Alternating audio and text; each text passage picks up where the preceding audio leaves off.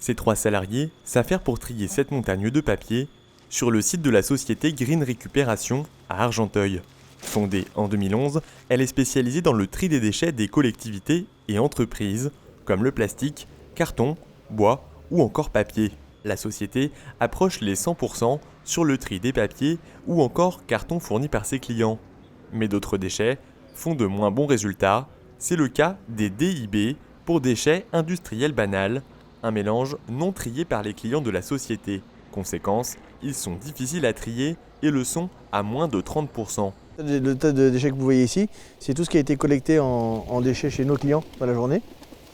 C'est tout un tas de déchets aujourd'hui qui a été trié mais qui n'a pas été suffisamment trié. C'est-à-dire qu'aujourd'hui dans ce tas de déchets-là, on est parti chercher le papier, le carton, la palette, mais vous pouvez constater qu'il en reste encore. Ces restes prennent la direction des centres d'enfouissement.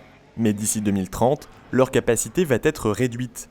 Alors l'entreprise argenteuillaise a lancé à quelques centaines de mètres la construction de ce bâtiment pour augmenter sa capacité de tri des DIB.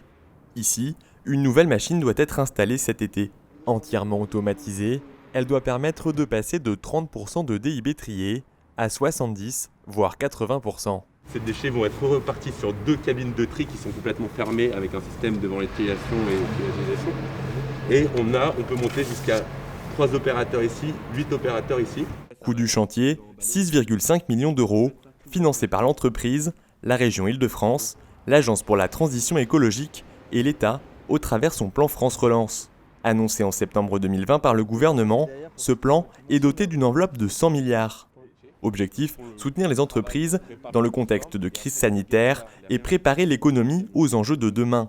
Ici, c'est un peu plus d'1 million d'euros qui vont être versés à cette entreprise sur les 1,7 million d'euros prévus dans le département pour la réduction des déchets. C'est une aide qui se fait au titre du Fonds économie circulaire et déchets, du plan de relance, du volet écologie du plan de relance. Je rappelle que sur les 100 milliards qui est consacré par le plan de relance aux actions de relance par définition de notre pays, 30 milliards sont consacrés au volet écologie.